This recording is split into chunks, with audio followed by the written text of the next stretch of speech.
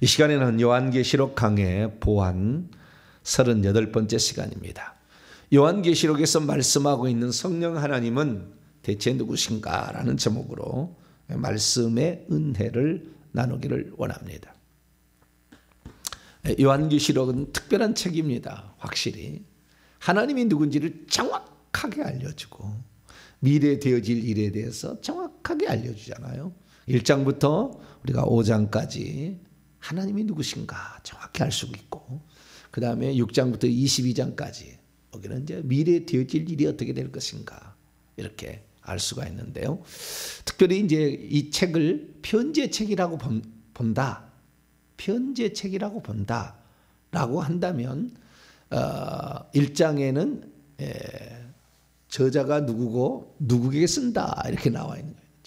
저자는 요한이에요. 사도 요한. 누구에게? 아시아에 있는 7교회. 이 아시아를 문자로만 아시아로 해가지고 아시아는 대한민국이다. 이렇게 한 사람이 지금 문선명, 박태선, 그 다음에 이만희 이렇게 넘어오는 거예요. 아시아가 이거 어디요? 대한민국이 있는 아시아다. 극동아시아를. 이건 소아시아를 말하는 건데. 그러니까 사람이 문구 단어 하나에 이렇게 대입을 해가지고 만들면 그 넘어가는 거예요. 그거 아닙니다. 이건 소아시아 얘기하는 것이고요. 거기에 7교회 에베소, 서머나, 버가모, 두아디라, 사데, 빌라델비아, 라오디기아 7교회에게 편지를 써보내는 거예요. 그 편지를 써보내는데 그 교회 사정을 다 알아요. 나중에 주님이 얘기하시는데 다 알고 있어요. 그 교회에 칭찬할 것, 책망할 것, 사정을 다 하시고 그 교회에 권면을 하고 그 교회에서 이기는 자들이 있을 거다. 이 얘기를 해준 게 2장, 3장이에요. 1장은 그 사도 요한이 보았던 예수님이 누군지 얘기를 하고 있고, 2장, 3장은 교회에게 주시는 예수님이 주시는 말씀을 소개하고 있고, 그리고 4장, 5장에 가면 하늘의 광경을 보여주면서 얘기를 하시는데 거기에 하나님이 나오고, 1장에 이제 나 요한이 편지를 쓰는데 은혜와 평강을 기원하면서 삼일체 하나님을 등장을 시켜요. 그래서 그 삼일체 하나님이 누군지에 대해서 공부를 하는 중에 지금은 두 번째 성령 하나님에 관한 말씀을 오늘은 살펴보길 원합니다. 어제까지 성부에 관한 것으로 일반적으로 알려져 있던 이제도 계시고 전에도 계셨고 장차 오실 이, 지금도 계시고 아직까지 있어 오고 그리고 지금도 오고 계시는 이에 대한 표현은 한 분 하나님에 대한 전체적인 표현인 것이지 성부만을 딱 지칭한 것이 아니었다. 왜냐하면 장차 오실 이라고 표현된 원문을 직역하면 지금도 오고 계시는 이는 예수 그리스도 오셔서 심판하시고 왕노릇 하시는 그분에 관한 이야기였다.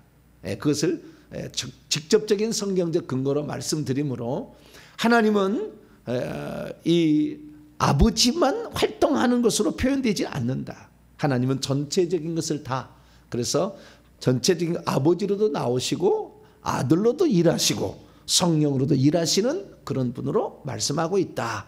그래서 우리가 항상 한 분 하나님을 기억하면서 그리고 아버지의 독특한 사역들을 생각해야 된다라는 말씀을 드렸습니다.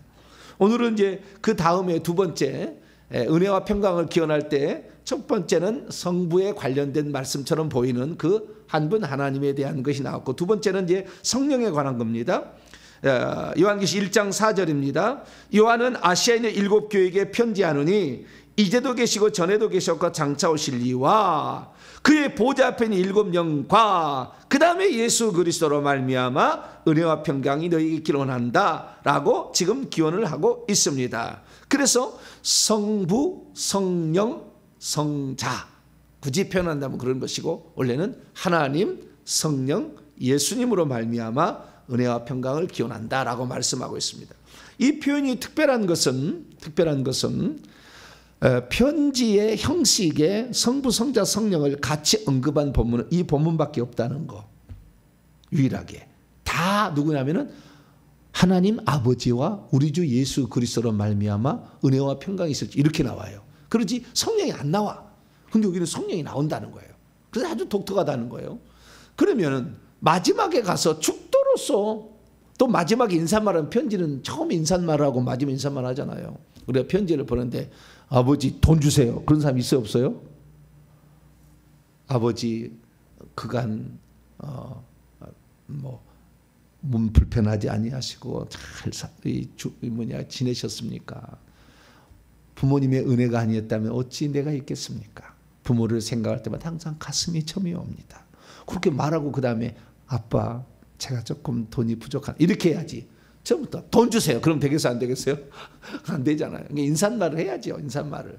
여러분이 핸드폰에다가 문자 메시지를 보내든지 카톡으로 문자를 보내는데 먼저 인사말을 가장 많이 쓰는 것은 날씨예요. 날씨. 요즘 날씨가 추워지는데 어떻게 지내시고 계시느냐. 이렇게. 그래서 인사말을 그렇게 쓰는 거예요. 그리고 인사 다 끝났으면은 늘 아버지의 이 사랑과 보호하심 때문에 제가 잘 지내고 있습니다. 아버지 고맙습니다. 그리고 끝내야 돼. 그래야지 또 돈 주세요. 그리고 딱 끝내버려. 그러면 또 그러는 거예요. 그래서 마지막에 또 끝인사가 필요한 거죠. 근데 끝인사가 있는데 끝인사에 성부와 성자와 성령으로 기원하는 끝인사가 딱 한 번 나와. 바울이 썼어요. 자, 고린도후서 13장 다 찾아보면 그래요. 고린도후서에 나와요. 고린도후서 13장 13절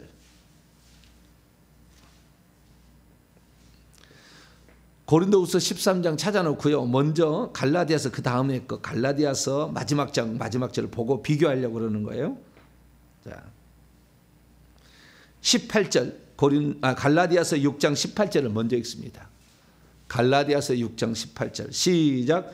형제들아 우리 주 예수 그리스도의 은혜가 너희 심령에 있을지어다 하면 이렇게 대부분 예수 그리스도의 은혜 이렇게 보통 끝나거든요. 그런데 고린도후서 13장 13절은 성부 성자 성령으로 나와요.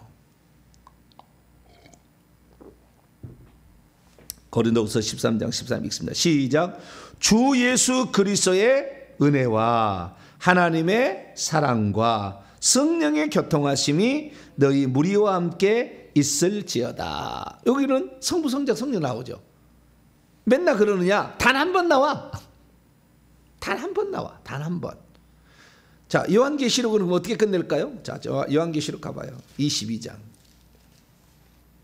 요한계시록도 편지 형식으로 보낸 거예요. 계시의 말씀이고 예언의 말씀인데 편지 형식으로 보낸 거예요. 네. 자, 21절입니다. 요한계시록 22장 21절 시작. 주 예수의 은혜가 모든 자에 있을지어다. 대부분 주 예수의 은혜야. 그런데 어떻게 해요? 고린도후서 13장 13절에는 주 예수 그리스도의 은혜 거기에다가 아버지의 사랑 성령의 교통하심이 너희 무리와 함께 있을 자들은 없어. 그런 말은 헬라어는 없는데 넣은 거예요. 그래서 우리 교단에서 이렇게 설교가 마치게 되면 뭐요? 그 성부 성자 성령이 축도를 하잖아요. 축도를. 이거 고린도후서 13장 13절의 전례를 따라서 하는 거예요. 그래서 성부 성자 성령. 특별히 마태복음 28장 18절에서 20절에 너희는 모든 민족으로 제자를 삼아 아버지와 아들과 성령의 이름으로 세례를 주라. 성부 성자 성령이 나오잖아요. 그래서 우리는 성부 성자 성령 이렇게 삼위일체 하나님을 믿는 거예요. 할렐루야. 우리 개신교는 삼위일체 하나님 믿는 거예요. 그런데 이 삼위일체 하나님을 믿는데 허점이 있어요. 이 허점을 이단들이 노리고 들어오는 거니까 우리가 정확히 알아야 되는 거예요. 자, 삼위일체 하나님 가운데 성령 하나님이 있다 그 말이에요. 예수 하나님은 만세 전부터 요한복음 17장에서는 아버지와 함께 창세 전부터 어떤 영광 가운데 있었다. 나와 계셨다 그 말이에요. 그렇지만 그것은 그 어떤 사람이 이해할 수 있는 수준이 아니었어요. 예수님이 육체를 입기 전까지 하나님은 보이지 않았어요.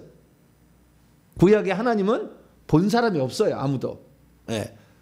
여호와가 본 사람이 없다 그 말이에요. 예수님도 당연히 본 사람이 없죠. 육체가 없으니까. 본 사람이 없어. 그러니까 구약에 나와 있는 이분이 하나님인가 예수님인가 막 이렇게 헷갈린 사람이 많아. 그러나 하나님의 영은 쉽게 알아. 왜냐하면 하나님의 영이라고 왜 하니까. 창세기 1장 2절에 하나님의 영은 수면 위에 운행하신다 이렇게 나오잖아요. 태초에 하나님이 천지를 창조하시니라. 그 다음에 2절에 하나님의 영은 수면, 하나님의 영이라고 표현하기 때문에 우리가 구별은 되는데, 그래서 구약에 이것이 여호와를 말하는 것인지 아들이신 예수를 말하는지 헷갈리는 게 많아. 그러니까 근데 이 독생하신 하나님이 나타나셨다. 이게 바로 예수님이니까 나타나지 않은 것으로 알아야 돼요. 왜 그것을 알 수가 있냐면 결정타예요. 제가 한 번도 다른 사람이 이런 얘기 한 적이 없는데 어느 날 제가 알게 된 거예요. 성령의 계시로. 구약시대에 이 사탄이 있었잖아요. 하나님 보좌 가까이에서 하나님을 예배하기 위해서 가장 가까운 높은 존재로 날개에 8개 달렸어요. 4쌍을 달렸던 루시엘이 있었다 그 말. 그러니까 하나님 보좌 곁에서 하나님을 보고 있었어요. 가장 곁에서 하나님을 찬양하는 존재예요. 에스겔 28장 보면은 아주 뛰어난 존재예요. 지혜가 하나님 다음. 그리고 그 찬양을, 그래서 찬양을 그렇게 음악으로 사람을 속이는 것은 사람이 찬양으로, 이렇게 음악으로 사람이 많이 감동이 되고 마음이 움직여요. 그래서 하나님을 높이기 위해서 찬양을 담당을 했는데 그놈이 타락했다는 거 아니에요. 그런데 마태복음 4장에 보게 되면 그 사단이 예수님을 시험하러 와요.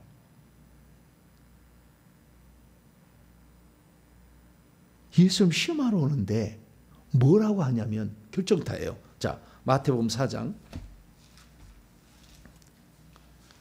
우리가 이 얘기를 하는 것은요, 성령이 경륜적인 영이다 라는 얘기를 하려고 하는 거예요 지금. 자, 먼저 그 의미를 알아야 돼요.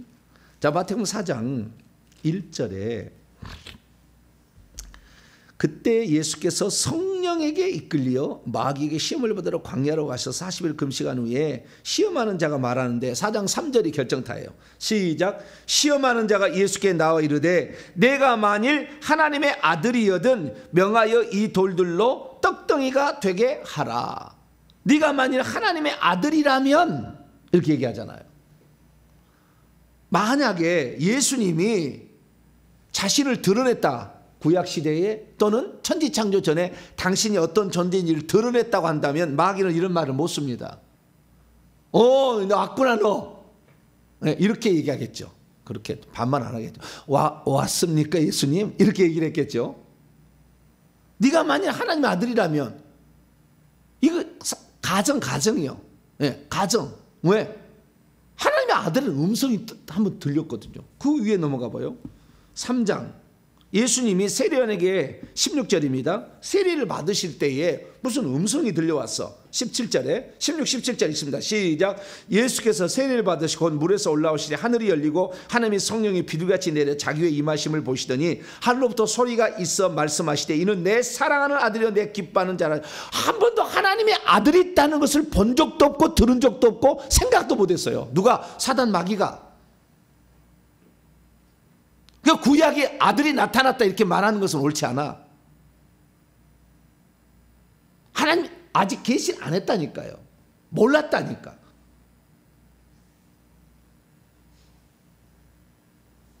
그리스도가 먼저 있었어. 하나님의 형상이. 그래서 그리스도를 따라서 우리를 지었잖아요. 하나님의 형상 모양들, 인간을 짓고 인간에게 어떤 명령을 내릴 때도 그리스도가 있는지를 안 가르쳐 줬어. 이 계신다니까. 존재했다니까. 왜냐하면 그리스도 안에서 아들을 위하여, 아들을 통하여 아들과 함께 하나님이 천지 만물을 지었다고 하잖아요. 그렇지만 아들은 보이지 않아요. 구약시대 본 적이 없어. 드러낸 적도 없고 신약의 계시여 지금 하는 말은 다. 구약에는 그렇게 계시한 적이 없어요. 그러니까 어느 날 갑자기 하나님의 아들이 있다는 얘기가 하늘에서 들려오니까 마귀가 알아버렸어요. 그때는 공중의 권세자가 돌아다니고 있었잖아요. 하늘에서 떨어져가지고 지금 돌아다니고 있었잖아요. 십자가 사건 때 지금 무적이 쳐넣은 것이고 그들은 돌아다니고 있었어. 그래서 가룟 유다도 들어가고 막 그런 거예요. 지금은 그 사단이 들어간 존재가 없어. 전부 그 밑에 있는 그 쫄개들이 들어가는 거지. 그런 존재가 없어요. 그런데 어쨌든 이 사단 마귀가 하나님의 아들이 있었다는 거에 대해서 몰라고 있었다는 거예요. 모르고. 구약에 보시면은요, 하나님이 천상 회의를 해. 그 천사 장들급을 데려다 놓고 천상 회의라는 장면이 많이 나와. 이사야든 예레미야든 에스겔 등 이게 많이 나와요. 욥기서 이런 거 잘 나오죠. 하나님의 아들들이 두루 돌아다니면서 와서 이렇게 하는 그런 장면이 나오잖아요. 그래서 이런 장면인데 단 한 번도 하나님의 아들이 참여한 적이 없어. 여호와 혼자와 거기 혼자 있어. 여호와 혼자. 그리고 천사들이 와 있어요. 한 번도 하나님의 아들이 거기 존재하지 않아. 존재하지 않는 게 아니라 거기에 없는 것처럼 존재하기를 했으나 하나님은 시간과 공간을 초월하기 때문에 과거 이제 미래 동시에 존재해요. 그래서 그게 말이 되는 거예요. 근데 아직 나타나진 않았어. 마귀가 그래서 하나님의 아들이 있다니까 깜짝 놀라는 거예요. 네가 하나님 아들이요? 나는 본 적이 없고 들은 적이 없는데. 사단 마귀보다 똑똑한 사람이 없어. 존재하지 않아. 아니 그런 그 존재가 이 땅에 이 우주 가운데. 근데 몰랐어요. 하나님의 아들이 있는지. 그요? 다 하나님께서 성부와 성자와 성령으로 일하시겠다는 계획을 하나님 다 갖고 있고, 또한 하나님은 시간 밖에 존재하기 때문에 동시 존재가 가능하고 과거에도 이미 존재하고 있어요. 하나님은 동시에. 그렇게 표현해야 돼. 그런데 중요한 건 뭐냐면 그 하나님께서 자신을 드러낼 때 이 어떠한 하나님께서 이렇게 약간 시간에 따라서 당신을 계시하는 영역이 더 많아지거나 커진다라는 걸 알게 돼요. 성령이 가장 중요한 그 영역이야. 그 중에서 아들에 대해서는 그 부분에서는 다음에 또 한번 하고요. 성령에 관한 게 아주 중요한 거예요. 왜냐하면은 구약에 성령이 나오는데 성령은 뭐라고 나오냐면은 하나님의 영이라고 나와요. 무슨 영이라고요? 하나님의 영. 그 다음에 이제 그 여호와로 당신의 이름을 계시하셨잖아요. 모세에게 나타나서. 그때부터는 여호와의 영이라고 나와. 하나님의 영을. 여호와의 영 나오고, 그리고 뿐만 아니라 그 기도할 때 보면은 주의 영이라 얘기해 놨는데 원래는 당신의 영이야. 당신의 영. 그래 하나님의 영이죠. 근데 거기에다가 아주 특별한 그 영의 그 표현이 이사야서 11장에 나와요. 이사야 11장. 이 성령에 관한 구약의 거의 완벽한 표현? 그렇게 보이는 표현이 사무엘, 제가 어디다 했어요 방금? 주요. 이사야. 거의 사무엘. 이사야 주요. 이사야 11장 2절이에요. 성령에 관한 신구약 성경 가운데 거의 완벽한 표현에 가까운 그런 표현이. 그래서 구약은 하나님의 영, 여호와의 영으로 나오나 이런 식으로도 나온다라는 거예요. 자, 11장 2절입니다. 이사야 11장 2절 시작. 그의 1절부터 읽어야 돼. 시작. 이새의 줄기에서 한 싹이 나며 그의 뿌리에서 한 가지가 나서 결실할 것이요 그의 위에 다윗 위에 여호와의 영 곧 지혜와 총명의 영이요 모략과 재능의 영이요 지식과 여호와를 경외하는 영이 강림하실 거다. 다윗에게 이새의 줄기에서. 결국엔 다윗은 예표고 예수 그리스도에게 이새 다윗의 후손으로서 다윗의 뿌리와 자손이신 예수 그리스도 위에 여호와의 영이 이렇게 와서 일할 거다라고 얘기한 그 여호와의 영은 지혜와 총명의 영, 모략과 재능의 영, 지식과 여호와를 경외하는 영이에요. 그런 이런 여호와의 영이 결국에 부살렐과 오홀리압에게 들어가서 성막을 짓고 막 그러잖아요. 그 다음에 기드온에게는 이 여호와의 영이 임해가지고 지도력이 막 나타나. 삼손에게는 여호와의 영이 막 능력이 나타나고 사울에게는 왕의 예언을 막 하고 막 그러잖아요. 여러 종류의 일들이 있어요. 근데 좌우지간 이 성령론에 관한 또 한 30강 이상 되시니까 그때 보시고 구약에는 한마디로 여호와의 영, 하나님의 영, 여호와의 영. 처음에는 하나님의 영, 그 다음에 여호와의 영으로 표시가 됐다. 근데 신약에 들어와서 독특한 표현이 나와요. 신약에 들어와서 독특한 표현이 나오는데 그 신약 정확히 표현하면 오순절 성령 강림 이후에는 이 하나님의 여호와의 영을 어떻게 표현하냐면은 아버지의 영. 뭐라고요? 아들로 왔으니까 아버지의 영이라고 해.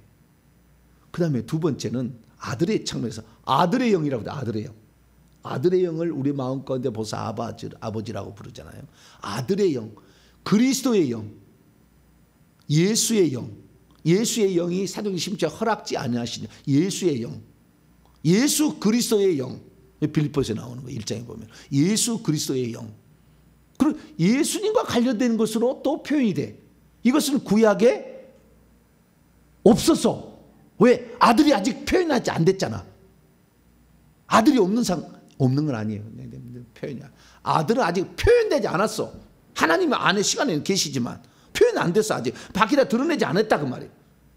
그런데 우리 지금 상태에서는 성령이 이미 오신 상태고 성령이 인격적으로 우리에게 말씀하신 상태로 구약에 들어가서 우리가 우리의 모양대로 우리가 사람 만들고 이렇게 표현해버리면 안 된다 그 말이에요. 아직 당신이 계시하지 않았는데 우리가 있는 데를 천사라 같다면 천사장보다 높은 위치에 있는 루시퍼가 알아버렸지 그것을. 당신이 하나님의 아들 맞아? 그럼 돌아오면 떳떳이 만들어봐. 나는 그동안에 본 적이 없는데 들은 적이 없는데 당신이 왜 하나님의 아들이지? 내가 항상 여호와의 전에 내가 항상 회의에 참석했었는데 왜 그런 게 없었지? 이렇게 생각했다고 말이에요. 기시까지 안 됐어. 근데 아들이 이 땅에 오셨어 이제. 그러니까 그 아들이 하나님이시니까 뭐라고요? 성령을 하나님의 영 대신해 버려요? 아들의 영, 예수의 영, 그리스도의 영, 주 예수의 영, 예수 그리스도의 영. 심지어 로마서에 보면 양자의 영, 8장에 보면 양자의 영. 그렇게 얘기한다고 말. 그런데 우리는 어떻게 해요? 구약을 성령을 아들의 영이라고 생각하는 거예요. 아니요. 구약에 무슨 아들의 영이요. 사도행전 이후에 사도 바울의 서신에 나오는 거예요. 그 말이 그분이 아니란 얘기가 아니고 그렇게 표현해서는 안 된다는 거예요. 아직 당신을 그렇게 계시하지 않았는데. 구약에 태어나는 것보다는 신약에 태어난 게 좀 낫고 신약에 태어난 것보다는 성령 강림 위에 태어난 게 더 낫고 성령 강림 위에서도 주님 오시기 직전에 산 것이 제일 좋아. 할렐루야. 우리는 다 알고 있거든.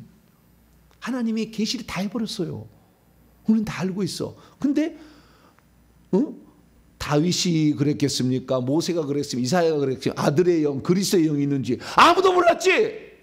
구약시대 사람들은 그런 게 있는지. 그래서 구약시대요 한 번 하나님 믿고도 다 천국 갔다니까. 삼일체 안 믿고도. 근데 지금 뭐요? 이단의 기준이 뭐요? 삼일체 하나님 믿느냐 안 믿느냐 이렇게 한다 그 말이에요.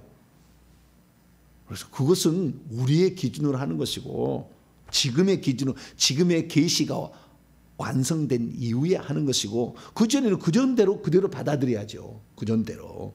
예. 그래서 이게 다르다. 이게 신약에 들어와서는 그런 영들이 나온다. 특별히 고린도서 15장 45절에 보면은 그 예수님은 생명 주는 영이 되었다 얘기하므로 성령은 생명 주는 영이다 라는 것을 알 수가 있고요. 요한복음 14장 16절 15장 26절 그리고 16장 7절에 의하면 진리의 영 아니요 보혜사도 나와. 보혜사 파라클레토스라고 돕는 자 위로하는 자도 나와요. 네. 그리고 요한복음 14장 17절 15장 26절 16장 13절에 보면 진리의 영 이런 식으로 나와. 그 보혜사라는 용어는 아주 독특한 표현이에요. 요한복음만 나와. 요한복음 요한 2장 1절에 나오는데 보혜사라는 용어로도 성령이 쓰였다. 그래서 성령이 구체적으로 어떤 분인지를 정확하게 점점 시기가 지날수록 알려주고 계신다 그런 거예요. 근데 놀라운 표현이 하나 등장하는데요. 그 표현은 성령을 그 영이라고 그래요. 뭐라고요? 그 영, 토프뉴마. 토는 정관사입니다. 중성. 토프뉴마.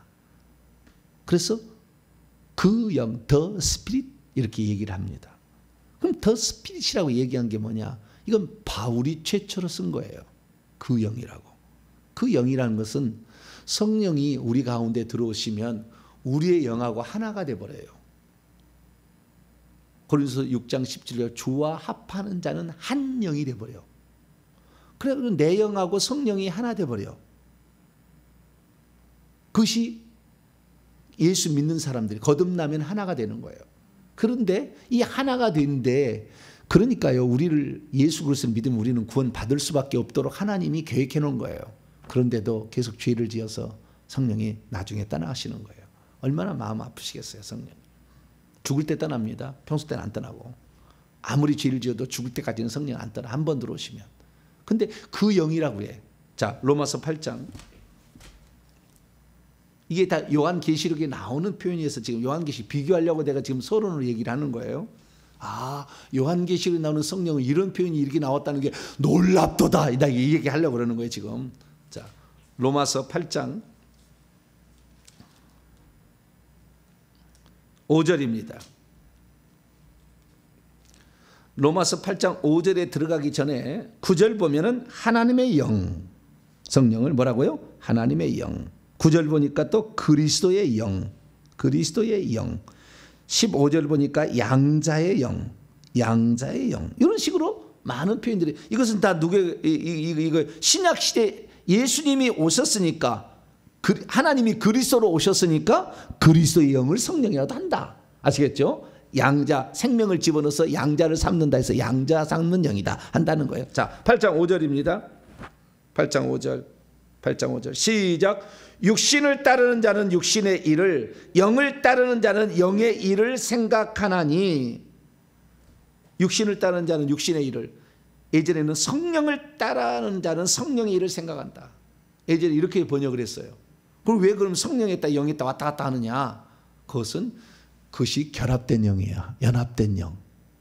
성령이 사람 속에 들어오셔서 거듭나게 해버렸어. 그러면 그 영은 성령의 영이자 사람의 영이죠.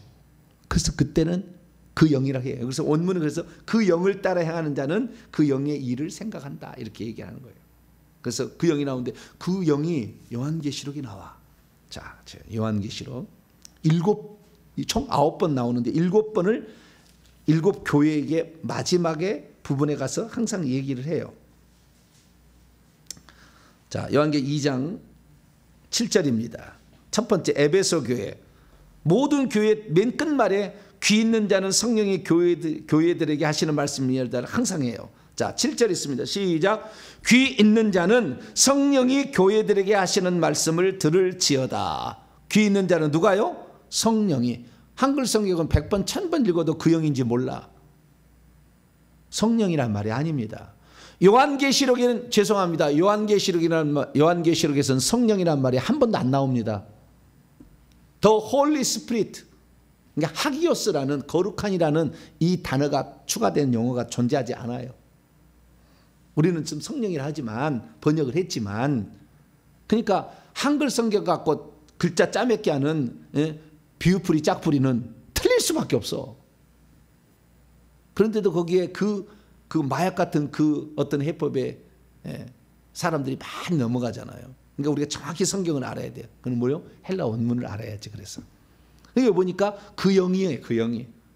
예수님이 계속 얘기를 해놓고 마지막에 뭐라고 그래요? 처음에 예수님이 1절에 보면 에베소 교회 사자에게 편지하라. 지금 예수님이 하라는 거예요. 너는 사도 요한, 너는 에베소 교회 사자에게 편지하라. 그의 오른손에 7뼈를 붙잡고 7 금초대 사이를 거니시는 이가 말씀하신다. 예수님이 말씀하시는 거예요. 삼위칭적으로 표현하고 있지만 지금 예수님이 말씀하고 있어. 인자 같은 이가. 근데 그분이 마지막에 꼭 교회들에게 편지를 쓴 다음에 마지막에 뭐냐면 그 영이 교회들에게 하시는 말씀을 들으라고 그래. 근데 예수님이 지금 천국에 계셔서 사도연합에 말씀하고 있지만 이 땅에 당신의 영을 파송했어요. 그래서 교회들아, 그 영, 성령이 너희들과 연합된 그 영이 말하는 것을 들어야 된다. 이것을 7번을 계속 얘기해. 2장 7절. 그 다음에 서머나교회는 2장 11절. 그런 식으로 해가지고 7교회가 계속 마지막에 얘기를 하고 있어요. 2장 17절, 2장 29절, 3장 6절, 3장 13절, 3장 22절 이 7번에 걸쳐서 그 영이 교회들에게 하시는 말씀을 들으라. 그런데 지금 누가 얘기하고 있다고요? 예수님이 얘기하고 있다. 인자 같은 이가 얘기하고 있다니까. 그 인자 같은 이가 얘기하는 것을 성령이 교회들에게 하신 말씀, 지금 예수님이 얘기하고 있는데 성령을 교회, 그러니까 성령도 하나님이다 이거잖아요. 결국에 성령도 하나님이다 그 말이에요. 왜?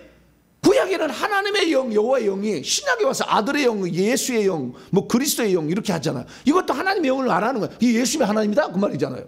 그러면 예수님이 나타나셔가지고 뭐냐, 너희는 교회, 모든 교회는 7교회는 그 영이 교회들에게 하신 말씀을 들어라. 그건 뭐예요? 성령이 하나님의 영이다. 하나님이다. 이렇게 표현한다 그 말이에요. 그래서 이 성령이라는 표현이 한 번도 안 나오는데 그 영이다 이렇게 말하고 있다는 거예요. 근데 그 영이 말씀하시는 두 번 장면이 더 있어요. 그것만 더 찾아봅시다. 자, 요한계시록 14장. 성령이 요한계시록에는 안 나옵니다. 한글로만 그렇게 나왔을 뿐이에요. 다 그 영입니다. 그 영.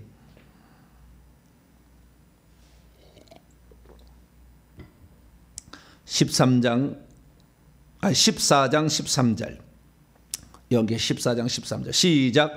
또 내가 들으니 하늘에서 음성이 나서 이르되 기록하라. 지금 이후로 주 안에서 죽는다더는 복이 있도다 하시매 성령 그 영이 이르시되 그러하다. 그들이 수고를 그치고 쉬리니 이는 그들이 행한 일이 따름이라 하시더라. 중요한 건 뭐냐면 성령이 말씀하신다가 중요해요. 성령이 직접적으로 말씀하신다가 중요해요. 예수님 시대까지 오순절 성령 강림 이전까지 성령이 직접적으로 말씀하지 않아요. 하나님이 성령으로 말하는 거지. 예수님께서 부활 승천하셔서 보혜사 성령을 보내주겠다라고 말씀하심으로 삼일체 하나님의 세 번째 위격이신 성령이 말씀하실 때가 온다라는 말이 있기 전까지는 항상 종속적으로 나와. 하나님의 영으로, 그리스도의 영으로 다 종속적으로 나오는 거예요. 종속적으로. 그런데 그리스도의 영이 아닌 성령이 직접 얘기를 하기 시작해요. 오순절 성령 이후부터는. 그전에는 직접 얘기하지 않아요. 나라는 1인칭 시점을 쓰지 않아. 쉽게 말해서 나 여호와는 이렇게 구약이 얘기하거든요. 나 여호와는. 신약에 들어왔어도 나 예수는 이렇게 얘기합니다. 그런데 나 성령이란 말이 존재하지 않아. 언제까지? 오순절 성령 이전까지는. 나라는 1인칭 시점을 사용하지 않아요. 항상 종속적으로 나와요. 그런데 오순절 성령 강림의 이후에부터 성령은 직접 자신을 나 1인칭 신첩으로 써요. 그래서 우리는 성부, 성자, 성령이 하나님이다 라는 걸 믿게 되는 거예요. 자, 마지막으로 요한계시록 22장에 그 영이라는 표현, 그것을 자기가 1인칭 시점으로 얘기하는 거예요. 17절입니다. 17절. 요한계시 22장 17절 읽습니다. 시작. 성령과 신부가 말씀하시기를 오라 하시는도다. 듣는 자도 오라 할 것이요 목마른 자도 올 것이요 또 원하는 자는 값없이 생명수를 받으라. 신부가 성령이 직접 말씀해. 근데 구약에는 직접 말씀하지 않아요.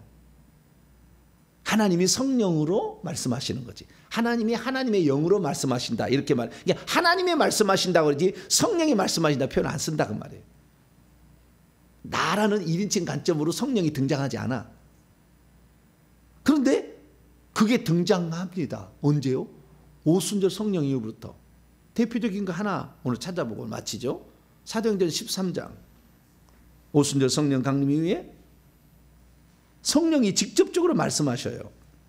그러니까 요한복음 14, 15, 16을 읽어보게 되면 내가 가면 보혜사를 너에게 보내리니 라고 얘기하므로 예수님을 대신하여 보혜사 성령이 온다 라고 말씀을 하시지 않습니까? 근데 그분이 오시면 나를 증언할 것이고, 예수님이 하는 게요, 나 예수를 증언할 것이고 내가 하는 말을 생각나게 할 것이고지, 그 다음에 그는 나에게 들은 말만 할 것이다. 예수님이 뭐라고 하냐면 나는 아버지께 들은 것만 얘기하고 아버지께 본 것만 얘기한다 하듯이 성령도 나에게서 들은 것만 얘기하고 이렇게 한다 하는데 그분이 1인칭 시점으로 나오는 거예요. 자, 13장 2절입니다. 13장 2절 시작. 주를 섬겨 금식할 때에 성령이 이르시되, 여기는 정확히 성령입니다. 하기오스 프리마 나와요. 성령이 이르시되 내가 불러시키는 일을 위하여 바나바와 사울을 따로 세우라. 내가 불러시키는 일을 위하여 바나바 바울을, 나를 위하여란 말이 한 번 더 나오는데 여기는 이 개혁성기는 빠졌네요. 헬라어는 나를 위하여, 내가 라는 말이 있고 나를 위하여 이렇게 나와요. 그러니까 1인칭 시점으로 얘기를 해. 이제 성령께서 단독적으로 말씀하기 시작하는 거예요. 자, 구약시대 아들이 단독적으로 말씀하는 거 있어요 없어요? 없어요. 여호와만 말씀하시는 거예요. 그러다가 예수님 와서 예수님이 단독적으로 얘기하잖아. 내가 곧 길이요 진리요 생명이다. 내가 부활이다. 예수님이 직접 얘기하잖아요. 그런데 그때까지 나라는 말을 성령은 안 써서 한 번도. 그러다가 오순절 성령 강림 이후에 나라는 표현을 쓰기 시작했다. 성령도. 그래서 구약까지 또는 예수님 공생애 때까지는 성령은 하나님의 종속적인 표현으로 써있다. 그러나 오순절 성령 강림에는 단독적으로 쓴다. 이걸 말하는 것은 제가 말하는 건 뭐냐면은 경륜적인 영을 말하는 거예요. 그러니까 시대마다 하나님이 당신을 계시하는 영역이 더 확대되거나 더 자세하거나 더 깊어졌다라는 거예요. 그리고 성령의 활동도 달라졌다는 거예요. 그래서 우리는 이 경륜적인 영으로서 성령을 알아야 되는데 요한계시록에만 나오는 독특한 성령의 표현이 있어요. 내일 배우겠습니다. 7영. 한 번도 그런 말이 안 나와. 7영, 7등불, 7눈들, 어린 양의 7눈들, 하나님의 7영들, 그 다음에 하나님의 보좌 앞에 7등불이라고 나와. 아주 독특한 표현이에요. 그 표현이 무엇을 의미하는지 아주 중요한 관점을 우리에게 또 제시해 줍니다. 여기까지 오늘. 자, 성령은 요한계시록에 아주 독특한 표현을 최초로 계시를 해줘요. 그전까지는 계시해 준 게 없어. 사도 바울도 얘기 안 했어요. 사도 요한이 AD 95년경에 쓴 표현이 7영이라는 엄청난 이 이야기를 해요. 그래서 이 이야기가 이제 아주 중요한 성령 이야기예요. 그러면 그전에는 뭐냐? 성령은 구약에는 아버지의 영, 여호와의 영이었다. 신약에 들어서는 아버지의 영, 뭐 그것도 있고 하나님의 영도 있고. 근데 여호와의 영은 안 나와. 여호와는 이미 예수님이 왔으니까. 예수의 영, 아들의 영, 그리스도의 영, 예수 그리스도의 영, 양자의 영, 진리의 영, 보혜사, 생명 주는 영, 그 영, 뭐 이런 식으로 표현됐다는. 근데 요한계시록에 하면은 그 성령이 오늘날 우리에게 어떤 일을 하고 있는지를 정확하게 처음 계시된 3가지 용어를 쓴다고 말해요. 그래서 그게 아주 중요해요. 그래서 공통 분모로는 그 영까지 있지만 3가지 중요한 표현을 우리가 공부를 함으로써 성령은 지금 이런 분이시구나 라는 걸 정확히 알고 그분을 하나님으로 잘 섬기는 저 여러분 되시기를 바랍니다. 거룩하신 하나님 감사합니다. 성령이 누구신가 생각했습니다.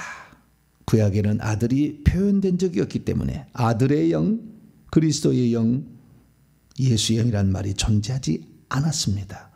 성령도 마찬가지. 그래서 우리는 경륜적인 하나님의 영을 정확히 알고 이 시대에 계시된 하나님의 영을 정확히 알아서 예수님 하나님으로 섬기고 성령도 하나님으로 잘 섬기는 저희들 되게 해 주시옵소서. 우리 주 예수 그리스도의 이름으로 기도하옵나이다.